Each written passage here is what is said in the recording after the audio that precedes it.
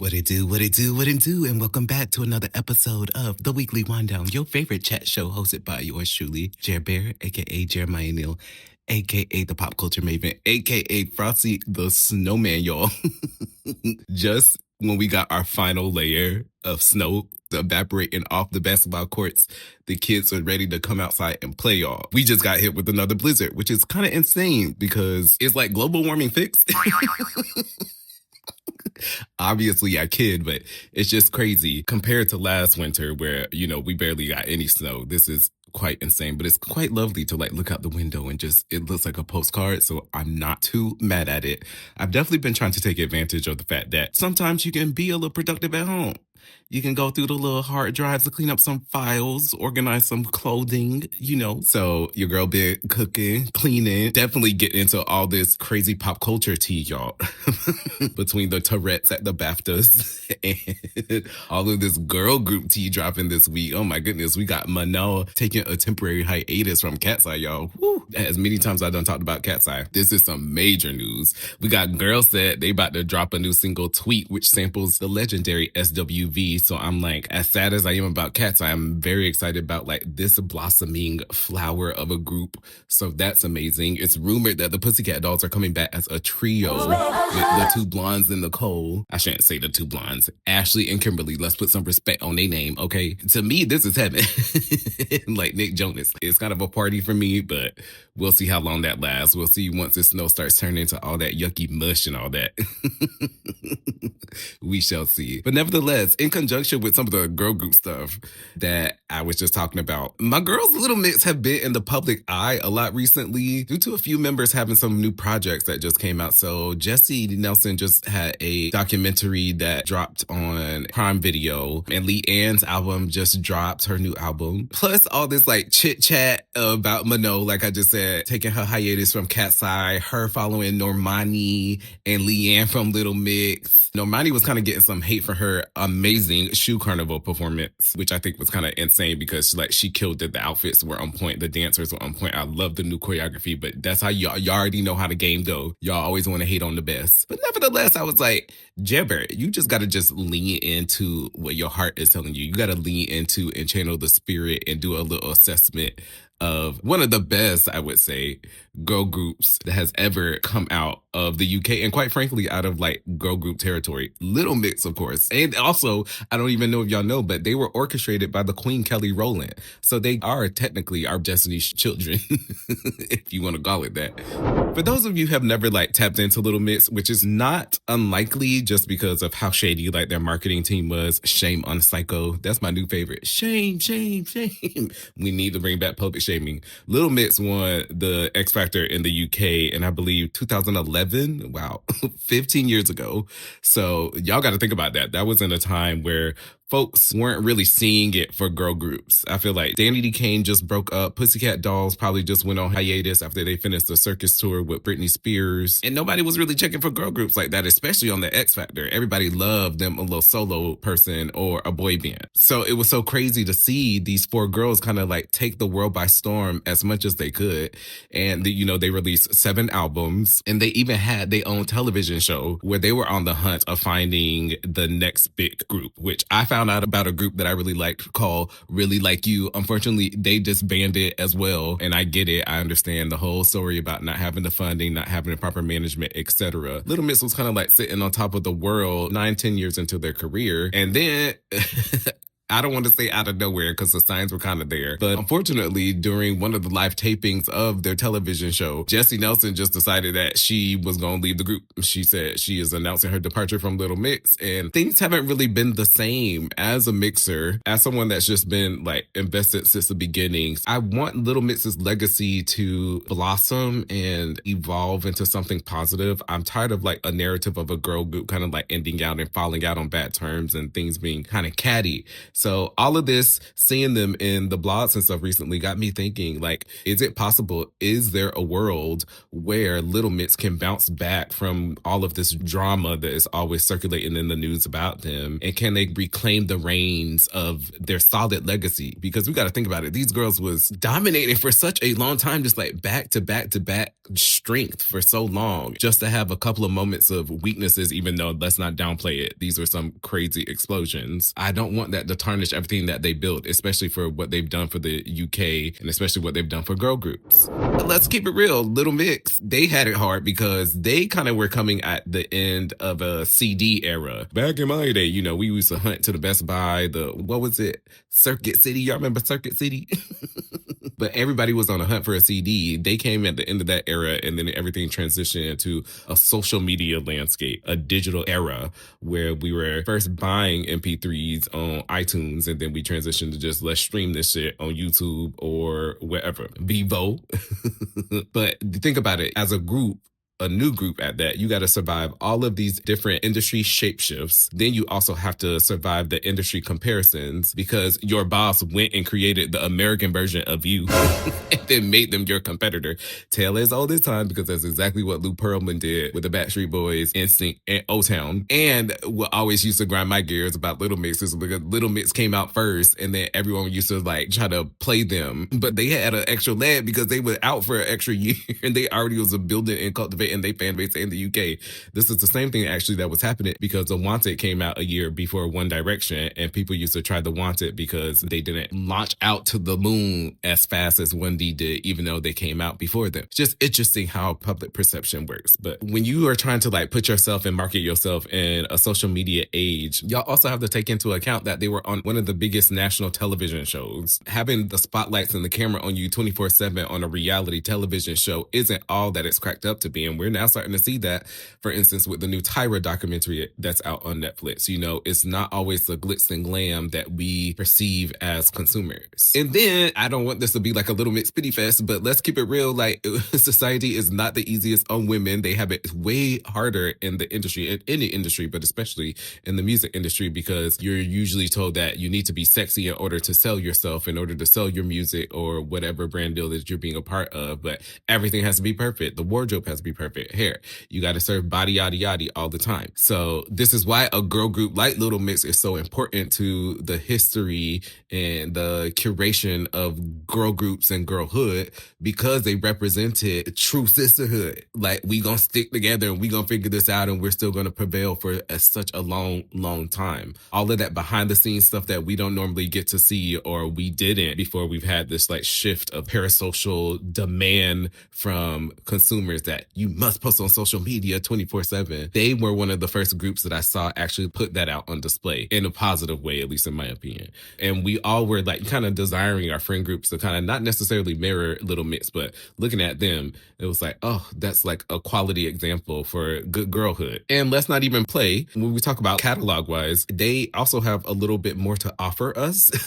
Like, Little Mix didn't break America the way that I felt that they should have. They did a great job cracking by the third album. Get Weird, Black Magic was everywhere. Every single Forever 21 and Sephora, you was gonna hear that song, which is great. But I feel like they could have did more. I kind of want to get back to what I was talking about earlier. We didn't even have access to X Factor UK over here in America. So I remember having to sit in like the student union of my university, sitting there I was getting them damn Norton viruses, trying to pirate these damn episodes, trying to keep up in real time on like the voting and who was getting eliminated. But it was so worth it to kind of like know this information and to stay privy to who was popping. But you got to think about that. They already started with a limited fan base, limited access to fans. It was like you're already being constricted to, you're just going to be popular here in Europe. They should have easily been streaming X Factor UK here in the States. That would have easily made more money off the jump. I feel like they easily fixed this problem with One Direction, or whether or not One Direction just had like a better team coming out the show. We got to think about that. Little Mix actually won when One Direction, they came in third place. So that's probably why they had an easier launch into breaking into America. But nevertheless, catalog-wise, shout out to my ex and Touch also did pretty well, I would say, here in the States. But outside of that, they had way more songs that I feel like could have made more impact or been wavy even on the radio, like the songs that I named, the same way that we were hearing like the Worth It's and the Work From Homes from Fifth Harmony. Little Mix had a few songs in their catalog that could have easily competed with the girls of Fifth Harmony. They just weren't given the chance. Talent-wise, we also have to give it up for the girls because they had it. Like vocally, very, very, very tight harmonies. Even on the show, I used to love them getting like their coaching and direction from Kelly Rowland. One of my favorite performances was when they did In Vogue's Don't Let Go. I feel like that was a moment for me and I was like, oh my gosh, we're finally getting a girl group, because this is coming off of the sadness of Danny Kane breaking up on Making the Band, national television. It was just a very confusing time. Sonically, you have to think, okay, what kind of music was out at this time? It was like dance pop. We have that Tayo Cruz type stuff that was popping on the radio. But I also think that they struggled a lot with finding a solid musical signature sound or direction. They had to be a proper reflection of British pop, but then it's evident that they loved R&B. Like there were so many elements of R&B that were hidden in a lot of their album tracks, I would say. They had M&EK in there, just giving them those little runs and stuff. So I totally get that. But then they also were out at a time where that dance poppy Chainsmokers sound was carrying the waves of the radio. And at that time, you had to adopt to a popular sound in order to get your records heard. So this took away from some of those chances to create timeless records or to actively promote a timeless record that has so much potential. Hence a song like I Lose My Breath by Destiny's Child. I feel like that is an epic song. That is a very timeless record that it just cuts. Like 22 years later, it sounds like that record just could come out right now and nobody would question like, oh, when did this come out? I wish they would have had a little bit more time to think about the choices that were made, at least for some of the lead singles, in order to like properly market and curate what they could have been as a brand. Overall, Little Mix had the sauce. It just felt like the music was kind of almost over perfected pop. It gave perfect and clean, perfect for a limited control audience. I get it, but they should have just thought about more of like that global vibe. Like that's the new wave that I think that the Gen Z groups get. We should be trying to market to the whole world. It doesn't have to just be our region, because music can transcend language, boundaries, all that jazz. They tried that a little bit. I remember when Simon, their boss, created CNCO on La Banda, and then he made Pretty Much in the United States. And then we're trying to get like all the groups to collaborate with each other to try to like make this web, which is technically what Hybe is doing currently in 2026. Because now they have Santos Bravos, which is Hybe Latin America. They have Tyla doing Hybe Africa. So I get what these like businesses are trying to do, but where's like the authenticity behind like actual collaboration? Because all Little Mix did was just hop on Brangato Lento. They didn't really, I mean, they brought a little couple extra harmonies and stuff like that, but it would have been cool for them to actually make an original song. I get strategy, but sometimes we miss organic flow. And then personally for me, the album cuts always hit harder sometimes than the lead singles. I really relate to the songs Joan of Arc, I Love You, Case Closed, Mr. Loverboy, Motivate. Like that's where Little Mix's sweet spot was. If they were to have the signature sound, that's what I would have put on like a demo CD for people to be introduced to who Little Mix was. Not some of the commercially safe records like Secret Love Song, Power, Change Your Life, Hair, Little Me. Them songs was cute, and I get they had a little target audience. I'm sure the little girls that shopped at Boots in the UK, those songs are perfect for those girls, but we thinking global, not just regionally. I also feel like there was underlying tension and thorough reason for their disbandment. It's hard to describe, but even though it happened and even though the moments were very heavy, they were also very layered and they were very nuanced. Like Leanne was battling the same thing with Normani, the same thing with Melody from the Pussycat Dolls, the same way with many of the Black members of girl groups. But Leanne was battling so many eras of racism from fans. It was like fans not wanting to take pictures with her at meet and greets, or her to be the only one not to sign their album. Weird stuff like that, which is something that I have also been privy to in Phase 5. She went through all of that just then to 8 years later having one of her bandmates cosplaying that same very Blackness that is getting you shunned from your very own fan base. Like that's a very nuanced conversation that they needed to have with a therapist. Trying to break America and like really take over the charts. Like they had great success with the album charts, but as far far as like singles, trying to break here for like 10 years and having like mild stuff here and there, like I said, but not getting like the very best support from your team.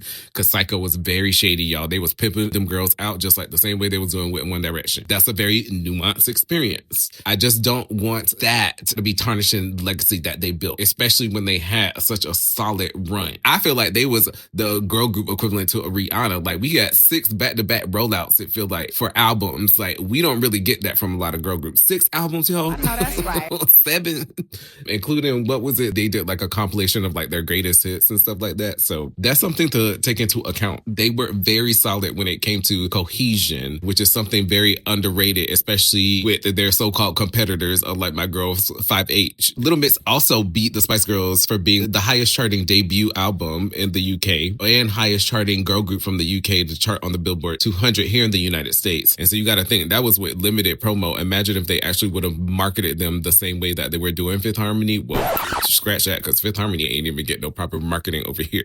They had to wait a long time to be able to get on those Good Morning Americas, etc. But overall, it's very evident that Little Mix deserved way more than what the consumer crowd were giving them and like the media spaces were giving them.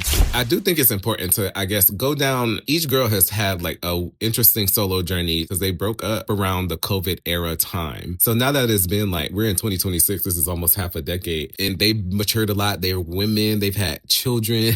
Well, 3 out of the 4 of them have had children. And so I would love to go down each of their journeys and see what I've learned based off of the stuff that I've seen in the interviews and why I think each 4 of them are very misunderstood women and how I think coming back together would actually kind of reset the tone for them as a group. I want to kick things off with my girl Jade. I think I connect to Jade the most creatively just because I feel like she's like the biggest oddball. She's the risk taker. She also is very camp, which I love. It kind of reminds me of like that British humor that was in the movie Spice World. I learned that from a young age. Like a lot of the stuff, I didn't understand some of the stuff until I was older, but I'm like, this is like cheeky British humor.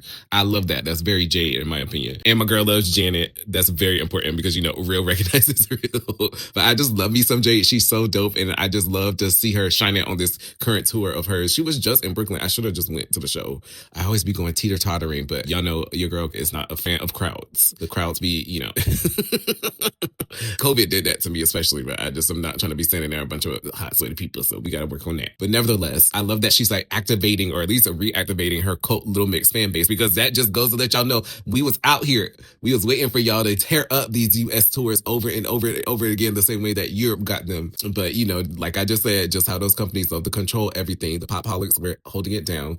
We knew about Little Mix for damn 15 years and it's now reflecting. That's the coolest part. She gets to see that even if she had to wait 15 years for her own solo headlining tour to see it, she's getting to see that finally pay off. So in honor of the album title, That Showbiz Baby, I think that's like a positive silver lining for that album title. And I also love the fact that she made a visual album. Like not a lot of people are doing that. I feel like once Beyonce kind of set this standard of that, people maybe got scared. I don't know. But people, even groups like Devo from the 70s and 80s, they was making visual albums. And I think that's such a cool, like niche thing that more artists should get into. Like that's a very cool way to get your music heard. And it also gives you a little bit more creative freedom or creative liberty to put what's in your brain out there to the world. That's a real good, easy way to get you a little extra budget, girl, if you are signed to a label, but also a really fun way for you to express yourself. So shout out to Jade. I want to just see you continue to develop, do your thing more. I'm loving the ambiance of the choreography. It's giving me very, you know, Diana Ross mixed with a little Charlie XCX mixed with a little like glamour showgirl 70s Vegas disco phenomenon. I want to see what the next era is going to be. I want something maybe a little bit more stripped down because Jay had that voice.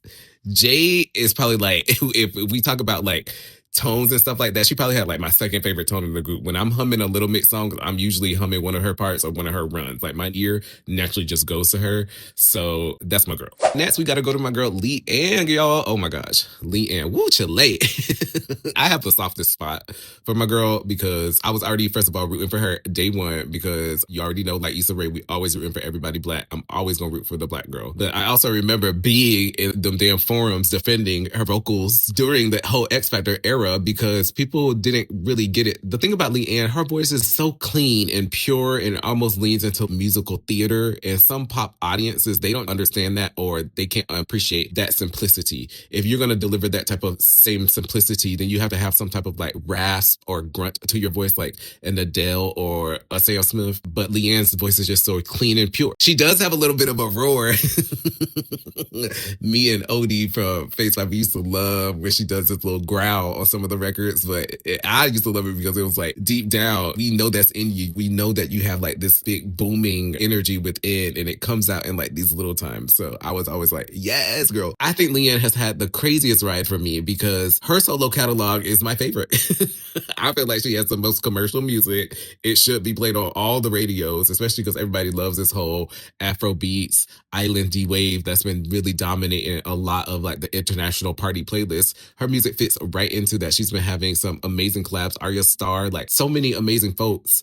And people are not clicking in. Where are y'all at? Where is the support? And the fact that she is independent. She is an independent artist. My girl has had to face so many issues. She was first signed to a team that didn't even believe in her, didn't ever affirm her talent. They pretty much ghosted her. And that's how she figured out she was dropped, to the point where she had to buy back some of the songs that she just released independently. And now she has to give them some of the royalties off of the songs. But that's how much, like, I guess her independent ownership meant to her. So again, talk about resilience, talk about another day for the Black girl. But I love that she's taking control, and I love that My Ego Told Me To is like her reclaiming back the heart that she had when she was first on X Factor. The industry came and like takes all that heart away from you and tells you you're not deserving of that, but we still want you to crank out your very best, which is like, y'all gotta let people flourish. You gotta let people shine. This is where she's shining right now. You can definitely feel her Caribbean influences. She loves her a little Jamaican wine, a little twang with that, which I really like, but it also is giving great 2000s melodies, like R&B melodies, which is great because you want something to sing along to. What I mean by that is like a Jordan Sparks No Air. That's the song that you put that record on, you want to sing it from start to finish. And I think that she's getting there with that. I'm sure that has to be a very annoying and disappointing feeling to have people kind of like play in your face all day, knowing good and well that they don't see it for you and they work for you, but they don't see it for you or for your success. I think it's quite silly that people work at these labels when they don't really have the heart to push for artists the way they say they will. And I get that it's a business, but part of it again is having heart, which is what a lot of people did and had in the 60s to 70s and 80s. And I feel like that's why we have such timeless and golden music from that era. My girl decided to pour everything into the music, and she actually has some records on the new album that talk about how her independent music journey is going, how she feels a lot more liberated. She gives a little couple sneaks to the people at the labels, which I think is important, but more importantly, on the interview circuit, she's also making it very known that she is financing all of the publicity, the touring that she's doing. And I think that's so awesome to see her to kind of take the reins on her career and let people hear the music and hear a side of her that we kind of didn't really get to hear in Little Mix. Because like I said, they were very like polished groups. There are times where we got a little bit of like that reggae flavor, but I feel like this music on this new album sonically is exactly who Leigh-Anne is. And that's so great to finally witness after 15 years of her being a part of such a great girl group. I'm very, very, very proud of you, Queen. Next, we're going to chit chat with our Macney, our girl Perrie. First of all, I did not know that Perrie was the youngest member of Little Mix. She always definitely gave me, not the mother, but maybe because her voice is so full and powerful, I just assumed that she had like some type of like leader position. But sometimes the younger folks are the leaders. They are the ones that are kind of the spearheaders of vibes and power. And it is very clear after a lot of the interviews that I've been watching and some of the music I've been listening to, but Perrie is definitely a powerhouse. I had no idea about like how aware she is as like a woman, as a human, a very audacious spirit that I need to figure out what her birthday is, because I want to say that she is an air sign just by how like understanding she is about how biased the industry is, especially against women. We also are very similar on the fact that like both of us are so like non-confrontational, but we want to have our voices heard. So sometimes you got to like stand up to the big dogs in the meetings or say the things that's so tough on the tip of your tongue, but you got to say it or it feels like the end of the world. So I'm very proud of her for over the years, something that could expand within anxiety and depression and postpartum, she seems to be like thriving and limiting her panic attacks, finding ways to stand up for herself, stick up for herself. And I couldn't be more proud. I love her sound. She's giving me like Stevie Nicks, or like, she's kind of like the Niall of Little Mix to me. Sonically right now, I want to be on my little convertible car in Monaco, listening to with my little scarf blowing in the wind. Like, that's what I get when I hear their songs. And that's a great feeling. What was something that I thought was interesting is that I didn't know that she was one of the members that wanted to leave first.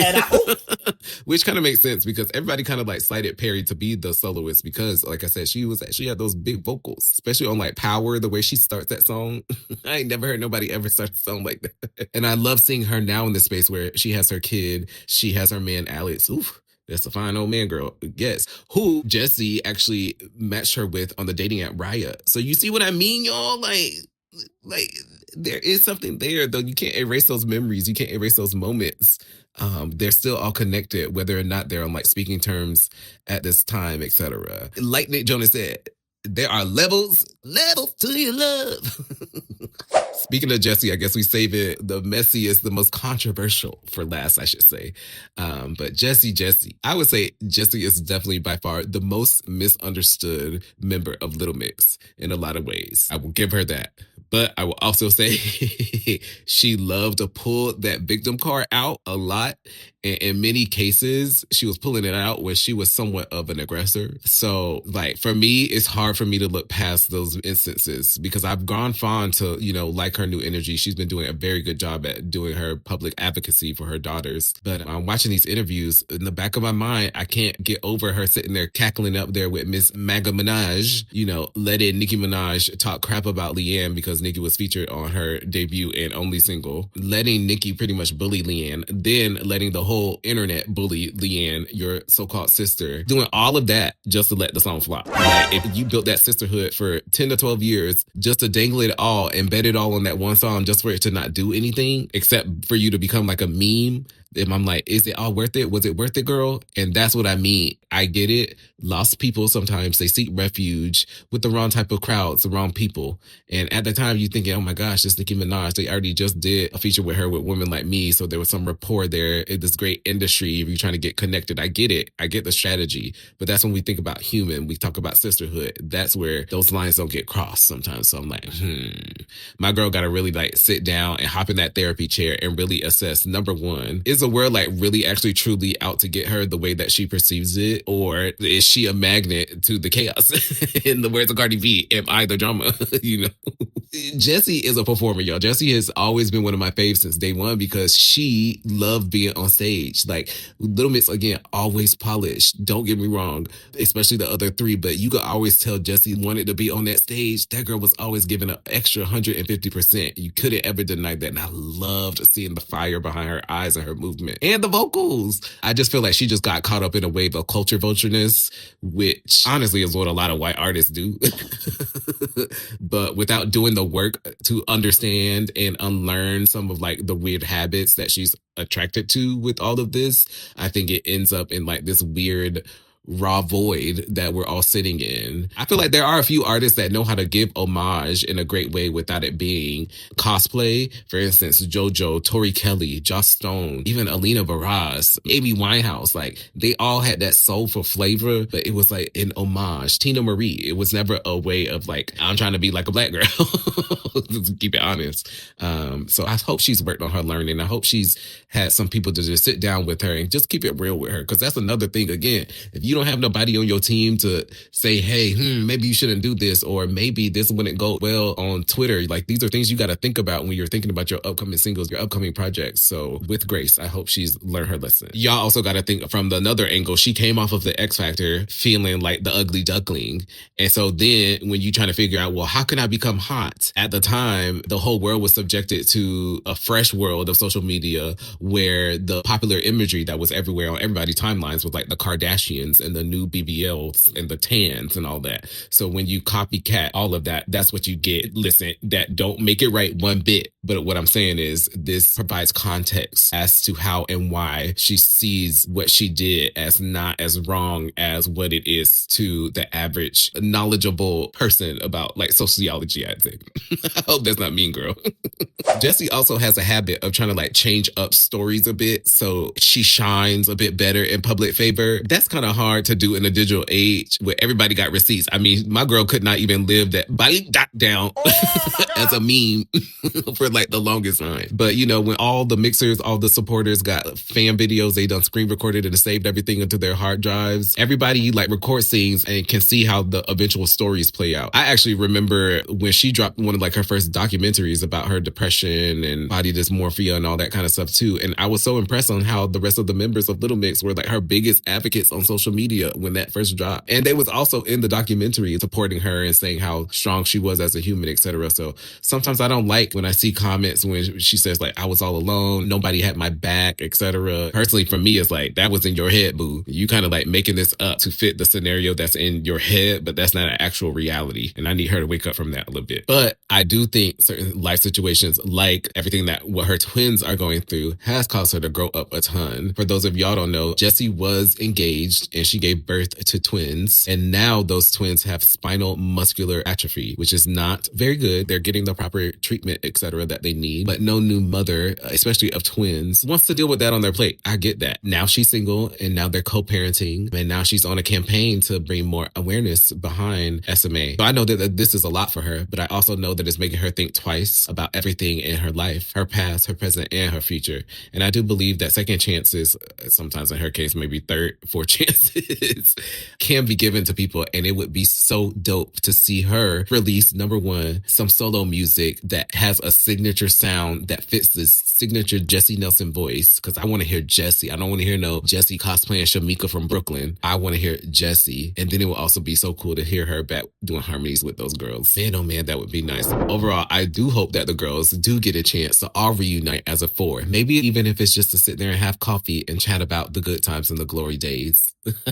No pun intended. After watching all their videos and stuff like that, they all speak so fondly of each other, even sometimes of Jesy. That maturity is there. They're climbing into their mid-30s. I think they can hash it out. Don't get me wrong. I love the three that held on to the end. And I see why some of the mixers say that it's only OT3. Like, it's really hard to finish out that investment to a large label and come out in a surplus, because I do feel like Little Mix did sell quite a few records. So they were definitely not a liability to the label, which is great. That's probably how they were able to negotiate all of their solo deals, which is awesome. And the fact that most artists end up getting dropped, or they have to get another loan to pay off the current label loan to get, and it's just always devastation to the nation. But the girls also have an incredible fan base, and I think that again could be such a great mirror to society to show people how to overcome, show how not to give up on each other.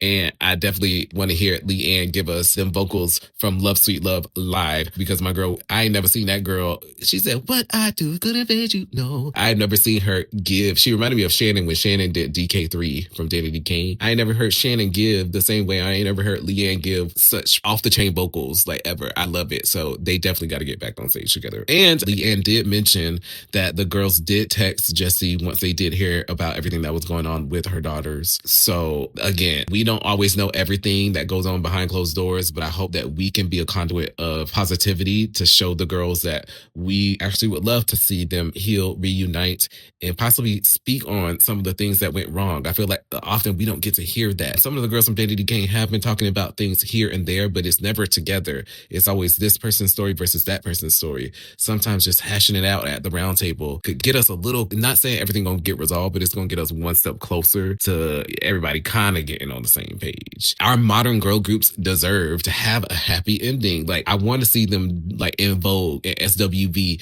doing these gigs 30 years, 35 years after their peak. Like, these ladies are still on tour to these days. And I feel like Little Mix OT4 still has that potential. But, you know, only if they're comfy with it. I want it to radiate and feel authentic. But man, oh man, that would be such a moment. As a true pop culture maven, as a true fan of the girls, as a mixer myself, I'm now going to go down a list of my top 8. You know, I got to bring it back to my MySpace days, but my top 8 Little Mix songs. I'm going to go from not least favorite the most, but from 8 to 1. And yeah, these songs are just my vibes. If you ever want to get into my brain and why I like Little Mix, I definitely suggest y'all listen to these tracks. Starting with number 8, Love Me or Leave Me. Oh my goodness. First of all, I'm definitely a sucker for a ballad. And my girls were singing down, but another time where I feel like Leigh gave us what we needed to give. My girl was singing. Shout out to Perrie too. Everyone, honestly.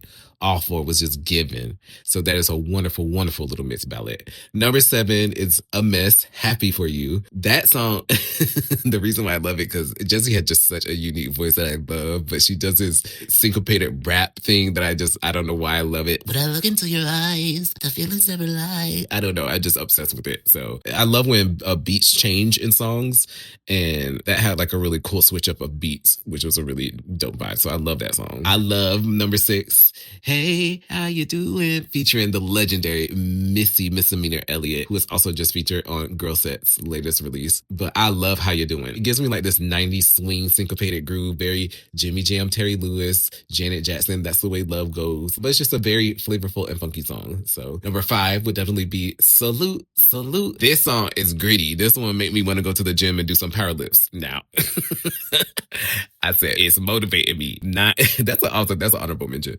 But I'm not gonna say I'm gonna actually go out there and do it. But that's how the song made me feel. So it's cool to see women give off that, like, maybe masculine energy is the right adjective, but just that raw, that power. I love that song. Number 4 would be another R&B flavored ballad, Case Closed. This is all the first album. Oh my gosh, this should have been a damn single. This was my song, y'all. Love R&B Little Mix. And I love the fact that Leigh got a chance to sing lead. It was very rare for her to sing lead at this time because, again, people used to be coming for the vocals, especially on X Factor. But I love her on this song, and I love Perrie's voice on those lower harmonies. Whew, whew. That is my song. I love Case Closed. Number 3 is going to be Joan of Arc. Y'all, this is my jam. This song made me want to pop that Punani girl. Like, whew. Everybody loves a girl power anthem, but I feel like this one sounds like an actual song. It doesn't sound forced. Like, I love the YMCA, but that song sounds like a very forced song. And that's what songs like Power by Little Mix sound like to me. But Joan of Arc, girl, now that's a song. So y'all got to check out Joan of Arc. You're going to definitely want to pop it when you hear that. My second favorite Little Mix song of all time is Notice. Whew. This song should have been a single or a song on the 50 Shades of Grey soundtrack. Like, it should have been a mega song like Seal's Kiss from a Rose. Talk about drama. Like, whoo, like it made me want to get mad and sexy for my man and argue with him because he not noticing how sexy I am. It just made me want to play out this scenario. That's how well they sell the song. Jade hits this beautiful, like, high note. Oh, y'all hear me? I'm about to go make a whole playlist and listen to all these bops. Y'all get me worked up. But my number 1 Little Mix song of all time, or the one that I feel like I listen to the most and I feel like is the closest equivalent to the perfect girl group pop song, is Confetti. I feel like it has the perfect pop song sound. It's the perfect blend of like R&B meets pop. I feel like Saweetie was a perfect feature. She complimented that song so well, especially for the time that it came out. The music video is also a lot of fun. The one when they were introducing themselves as a trio for the first time. And so that was a really cool introduction back into the world. But yeah, I really love Confetti. The album was great too, but that was a great song. There's lots of honorable mention songs that I have not named. I named a couple at the beginning of the episode, but I'm a mixer down, y'all. And again, I really do feel that our girls have the time and the power to really give us maybe another just good album as women, as moms, because like we didn't really get this from Spice Girls, y'all. We've gotten a couple of tours from them, but we haven't gotten like new music. I still feel like Little Mix still has it in them to give us some chart-topping hits. We just got to give them a chance. I hope y'all like this episode. I hope y'all love when I give y'all little breakdowns of my favorite topics. I could sit here and talk about this stuff all day, as y'all can clearly hear the excitement. It's like sitting there chatting out here with your best girlfriend, which is exactly what I want it to feel like. If you've enjoyed everything you listen to, please give me a 5-star rating. Share this chat show with a friend that you know that's also into the same vibes. And without a doubt, y'all know I'm going to keep bringing y'all this heat every single week. This has been Jer Bear on the Weekly Wind Down, and I will chat with y'all later. Holla!